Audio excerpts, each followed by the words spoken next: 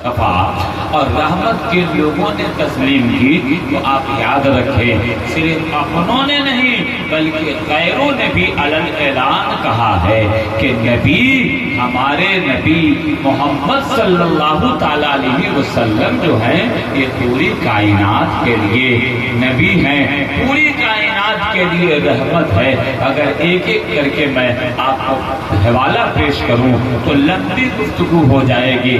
گرو نانک جی سے پوچھیے تو وہ بھی کہتے ہیں کہ ہمارے لیے بھی رحمت، ہمارے چاہنے اور ماننے والوں کے لیے بھی رحمت، اور کہا پہلا نام خدائی کا، دوسرا نام رسول، تیجا کلمہ پڑھ لے نانکا درگا بھے قبول۔ تو یہ حالت ہے ان لوگوں کی۔ جے پی سے کسی نے پوچھا تھا، جے پرکاش نارائن جی سے کسی نے پوچھا تھا کہ محمد صلی اللہ تعالیٰ علیہ وسلم کے متعلق آپ کیا کہتے ہیں؟ تو جے پی جی نے کہا تھا کہ محمد کی بات کرتے ہو، سنو سنو میں مفہوم بتا رہا ہوں، وہ بہو الفاظ تو یاد نہیں ہے البتہ مفہوم آپ تک پہنچاتا چلو۔ انہوں نے بھی کہا کہ محمد یہ تو پوری کائنات کے لیے نعمت بن کر کے آئے، اور انہوں نے جو کتاب لائی، قرآن جو لائے، یہ پہلے کتابوں کی وہ مصدقہ کتاب ہے، اول سے لے کر کے اخیر تک اس میں ساری چیزوں کا بیان ہے۔ اگر انسان اس کو دل سے پڑھ لے تو سنو، عرب میں عرب کی دھرتی پر یہ قرآن اترا ہے، اور عرب سے 7 سمندر پار آ کر کے ہندوستان کے مخصوص لوگوں کے دلوں میں یہ اسلام نے اپنا گھر بسایا ہے، بنایا ہے۔ اگر مسلمان اپنے دروازہ کو کھول دے، اس کتاب کی حقیقت اور سچائی کو ایمانداری کے ساتھ پھیلانا شروع کر دے تو سنو، یہ جے پی کے جملے ہیں، یہ جے پرکاش نارائن جی کے جملے ہیں، اگر اس کو سچائی کے ساتھ، اگر ایمانداری کے ساتھ اس کو پھیلایا جائے تو دنیا کا کوئی بھی انسان باقی نہیں رہے گا مگر اس کتاب سے دلچسپی لے گا اور نبی کا کلمہ پڑھ کر کے مشرف با اسلام ہو جائے گا۔ گاندھی جی سے کسی نے پوچھا تھا کہ بھلا بتائیں آپ دین اسلام کے متعلق کیا کہتے ہو؟ جب دیش آزاد ہوا تو انہوں نے کہا سنو، میرا دھرم الگ ہے، میں کسی اور مذہب کا چاہنے اور ماننے والا ہوں، لیکن مجھ کو کہنا پڑ رہا ہے اگر ہندوستان میں امن و سکون اور چین چاہتے ہو، قرار چاہتے ہو، امن و شانتی چاہتے ہو تو میں کہوں گا، یہ گاندھی جی کے جملے ہیں، اگر میں کہوں گا ہندوستان میں امن قائم رکھنا چاہتے ہو، سکون چاہتے ہو تو میں کہوں گا محمد کے غلام حضرت عمر کی زندگی پہ عمل کر لو، ان کے اسوہ حسنہ کو تم نافذ کر دو، عمر کا قانون نافذ کر دو، عمر کی سیرتوں پہ عمل کرتے رہو، تم دنیا کے کسی کونا میں رہو گے، ہندوستان چین سکون کے ساتھ رہے گا۔ میرے محترم بزرگوں دوستو، وہ ہر عالم کی رحمت ہے، کسی عالم میں رہ جاتے، یہ ان کی مہربانی ہے کہ یہ عالم پسند آیا۔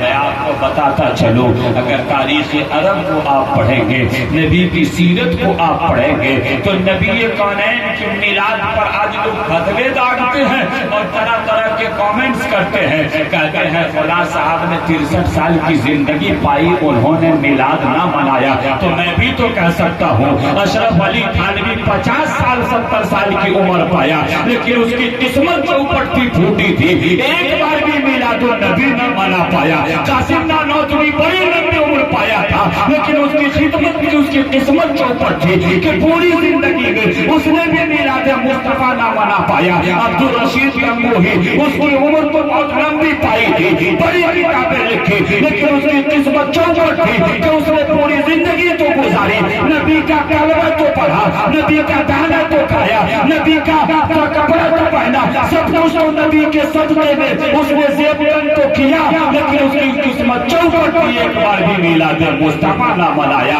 اور اس سے بڑی دلیل اور کیا ہو سکتی ہے؟ تو تم کہتے ہو کہ اس نے میلاد نہ منایا، میں بھی کہتا ہوں ہاں سنو، کہ تمہاری جماعت کے لوگ ہیں میلاد کے منکر، کل بھی منکر تھے، آج بھی منکر ہے، اور انشاءاللہ اگر اللہ نے چاہا تو تمہارے نامہ اعمال سے میلاد کی برکت کو چھین لے گا تو ہر زمانے میں مگر میلاد مصطفیٰ ہی۔ یہ تو بے وقوفی ہے کہ انہوں نے نہیں منایا، انہوں نے منایا، انہوں نے منایا۔ میلاد منانے کے لیے دلیل کی ضرورت نہیں ہے، میلاد منانے کے لیے دل کی ضرورت ہے۔ ہم اہل دل حضرات بیٹھتے ہیں۔ اشرف علی تھانوی صاحب نے اپنی کتاب میں لکھا ہے، نشر الدین کتاب کا نام ہے، انہوں نے لکھا ہے میلاد وہ منائے، میلاد وہ پڑھے جس کو روایات درست یاد ہو۔ تو میں کہنا چاہوں گا کہ روایات کو درست یاد کیا جائے اور نبی کا میلاد ضرور پڑھا جائے۔ اللہ ان کا میلاد نہیں منائے گا تو کس کا میلاد منائے گا؟ اپنا برتھڈے آدمی مناتا ہے، اتنا ہم لوگ تقریر کرتے ہیں، ڈی جے نہ بجاؤ، یہ کرو وہ کرو، کتنے لوگ عمل کرتے ہیں۔ تو ان کے فتویٰ کا بھی وہی عالم ہے، برسوں سے چلا رہے کہ نہ مناؤ نہ مناؤ نہ مناؤ، لیکن جتنے یہ نہ کہتے ہیں اتنے ہاں ہوتے جا رہا ہے۔ جتنے یہ نہ کہتے وہ کیا ہے، تو گھٹائے سے نہ گھٹے۔ جب اللہ نے نبی کا رتبہ بڑھایا ہے تو کسی کے گھٹانے سے ان کا چرچا اور رتبہ نہیں گھٹ سکتا ہے کہ نہیں؟ تو میرے آقا صلی اللہ تعالیٰ علیہ وسلم کا میلاد یقیناً منانا چاہیے، اور میلاد منانے کی دلیل 1000 سال پہلے علامہ جوزی رحمت اللہ تعالیٰ علیہ نے کہا کہ جو شخص ایک بار دل سے میلاد مناتا ہے، جو شخص ایک بار دل سے میلاد النبی مناتا ہے تو اللہ تبارک و تعالیٰ 1 سال تک مہلک بیماریوں سے محفوظ کر دے گا۔ مہلک بیماری کون؟ مطلب ایسی بیماری جس سے آدمی ہلاک ہو جائے، ختم ہو جائے، اللہ تبارک و تعالیٰ میلاد کی برکت سے اسے 1 سال کے لیے مہلک بیماریوں سے محفوظ ہے۔ تو یہ اتنے بڑے بڑے جدید علماء لوگ یہ کہہ رہے ہیں، ہم کہیں کہ میلاد منانا درست نہیں ہے۔ بھائی میلاد کے آخر کیا ناجائز چیز ہے جو نہیں منانا چاہیے؟ ہمیں میلاد کرنا چاہیے، البتہ جو اس میں خرافات اور بدعات کو چند اوباش قسم کے بچوں نے داخل کیا ہے اس کا سرجواب ہونا چاہیے، اور اس پر ہر حال میں ہمیں ثابت قدم رہنا چاہیے، اور میلاد کو تو اس طرح عام کرنا چاہیے۔ اچھا، کل تک کے جو آج 70-75 سال سے لوگ کہہ رہا تھا میلاد نہیں منانا چاہیے، میلاد نہیں منانا چاہیے، عرب امارات میں کل چھٹی کر دی گئی ہے اس لیے کہ میلاد مصطفیٰ کی مبارک تاریخ ہے، اس لیے تمام عرب میں چھٹی رہے گی میلاد مصطفیٰ۔ کہاں کہاں یہ میلاد کی حقانیت ہے، یہ میلاد مصطفیٰ کی دلیل ہے۔ ابھی ایک دن پیپر میں میں نے دیکھا جمعیت العلماء کے متعلق اس نے پیپر والوں نے لکھا کہ اس بار 100 ائمہ کو 1 سال کے لیے اناج اور راشن دیا جائے گا۔ کس بات پر؟ میلاد مصطفیٰ کے موقع سے 12 ربیع الاول شریف کے موقع سے 100 امام صاحب کو، قرب و جوار کے 100 امام صاحب کو فری راشن دیا جائے گا۔ میں نے کہا دیکھو اب آئے ہو اتنے دنوں کے بعد، یہ تو اعلیٰ حضرت کے چاہنے والے، امام اعظم ابو حنیفہ کے ماننے والے، اور یہ نبی سے سچی محبت کرنے والے، کل صلاح الدین ایوبی کے بانوئی ملک مظفر الدین نے 500 خصی کو ذبح کر کے اس کے سر کو بھون کر کے ایک بہت لمبا دسترخوان بچھا کر کے تھال میں سجا کر کے میلاد مصطفیٰ منایا تھا، اور نہ جانے کتنے منوں اور ٹن رسگلی اور پیڑے کا انتظام کیا۔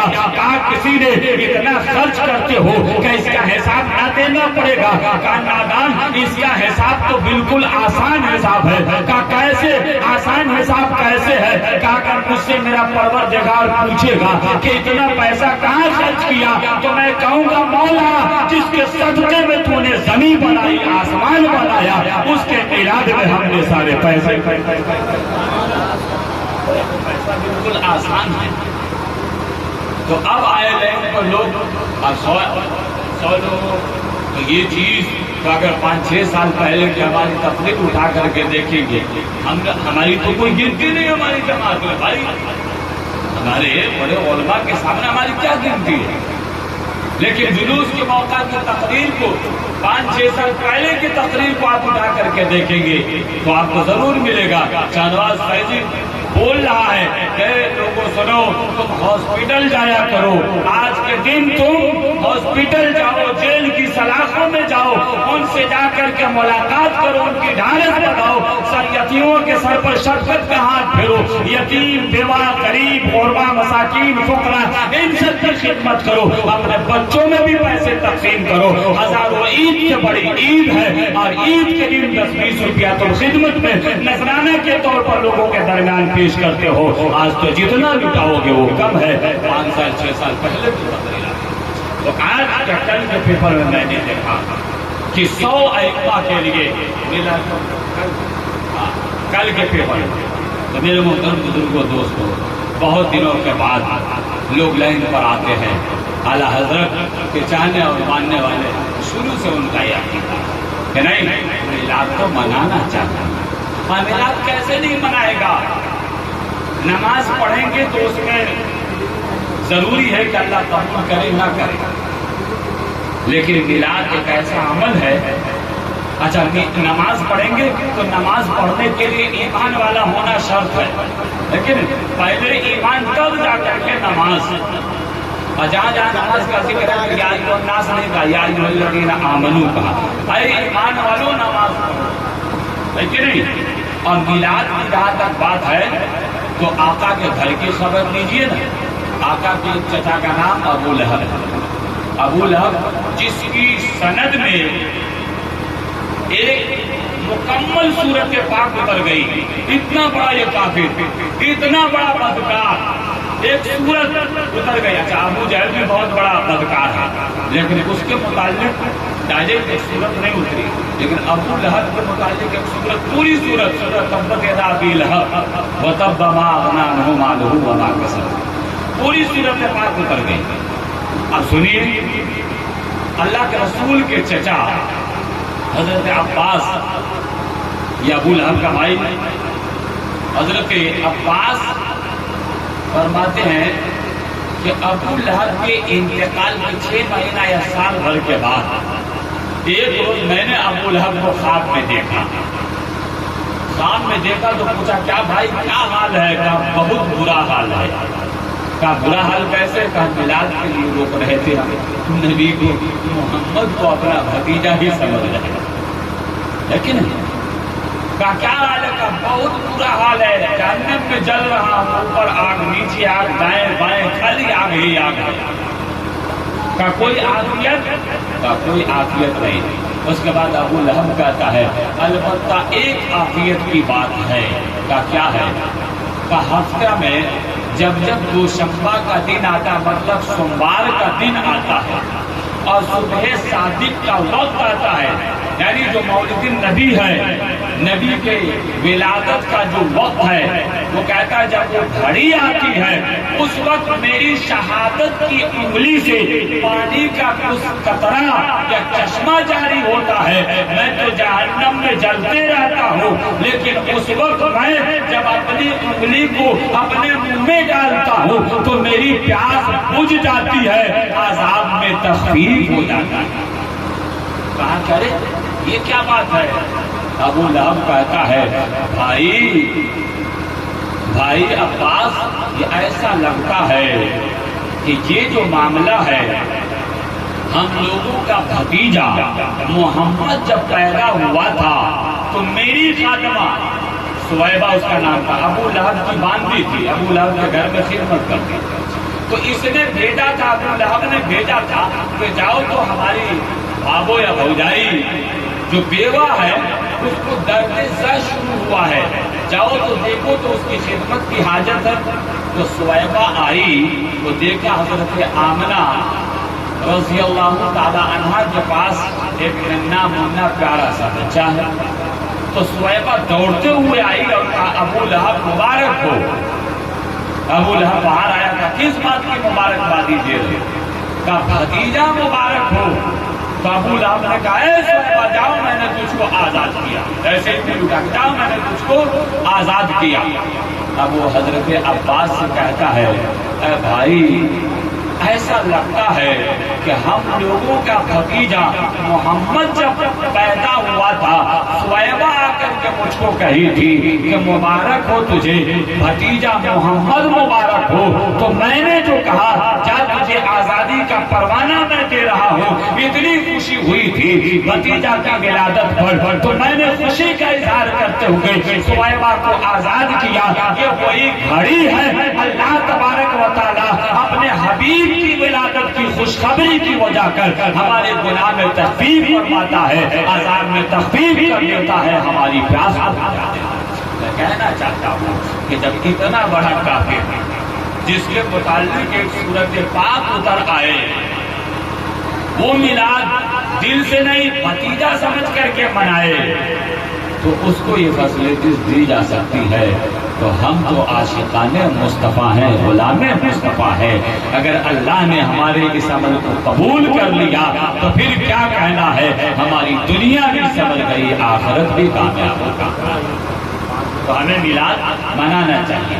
آخری بات ایک نبی کی سیرت پاک کی ایک گوشہ کو میں آپ کے سامنے بیان کروں اور اس کے بعد اپنی تقریر مکمل کروں۔ میں نے کہا کہ وہ ہر عالم کی رحمت ہے، کسی عالم میں رہ جاتے، یہ ان کی مہربانی ہے کہ یہ عالم پسند آیا۔ نبی جس طرح سے اپنے لیے رحمت ہے، اسی طرح سے تمام انسانوں کے لیے رحمت ہے۔ اور یہ آج کی بات نہیں ہے، عرب میں ہر قبیلہ کا الگ الگ سردار تھا، اور عرب میں تو 3 نام بڑا مشہور تھا، جیسے ابو جہل کا نام لے لیجیے، بہت جلیل، بہت طاقتور آدمی تھا، روب و دبدبہ بھی اس کا تھا۔ لیکن یاد رکھیں، جو کوئی بڑا آدمی کسی کو کسی نام سے ایک بار پکار دیتا تو اس کی سند ہو جاتی۔ ابو جہل کا نام ابو جہل نہیں ہے، اس کا یوں ہی نہیں پوری دنیا نبی کا نام لے رہی ہے، یوں ہی نہیں اپنوں نے بھی لکھا، غیروں نے بھی تسلیم کیا ہے۔ اچھا، اس سے بڑی حقانیت کیا ہو سکتی ہے؟ نبی نے دعوت کھلایا اور کھلانے کے بعد پوچھا، اچھا یہ بتاؤ پہاڑ کے پیچھے دشمن چھپا ہوا ہے، میں کہوں مانو گے؟ کہاں مان لوں گا؟ اچھا یہ بتاؤ اگر میں کہوں کہ پہاڑ کے پیچھے بہت بڑا سونا کا ڈھیر ہے، مانو گے؟ کہاں مان لوں گا؟ کہا کیوں؟ کہا اس لیے کہ آپ صادق الامین ہیں، سچے ہیں، آپ صادق ہیں۔ اور اتنا تسلیم کیا کہ کلمہ نہ پڑھا، لیکن جب شادی کی بات آئی تو اپنی بیٹی سے نکاح بھی کر دیا۔ آپ دیکھیں